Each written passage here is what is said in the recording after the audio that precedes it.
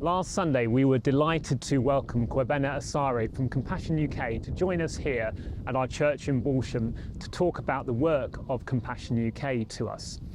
And through Compassion UK you can draw alongside a child who is living in poverty and also draw alongside their church to both bring hope and life-changing support to them. And the kinds of donations which you can make can help support them through education. You can correspond with them, you can write letters to them, they can write back to you.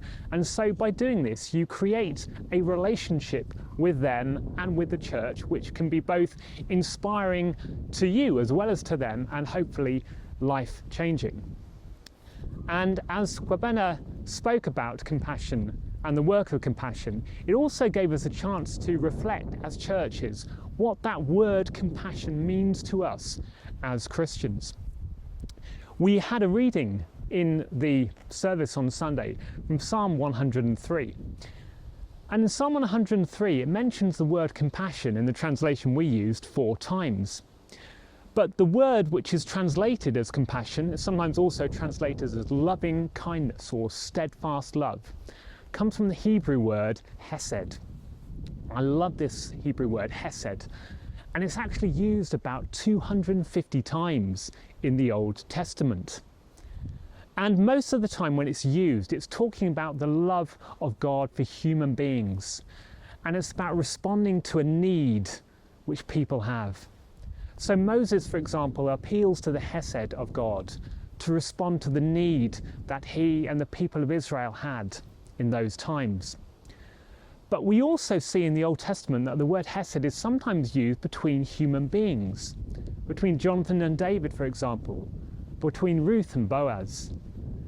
And it indicates to us that this loving kindness, this compassion, which God shows towards people, towards his world, his creation, that us human beings can also show something of that, a scintillation of that, in our lives and in our relationships with other people, to respond to the need which we see in the world around us.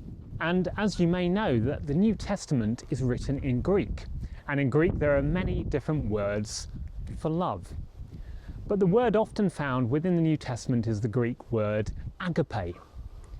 And agape means a kind of sacrificial, steadfast love, again often used within the New Testament to talk about the love of God in Christ Jesus for us.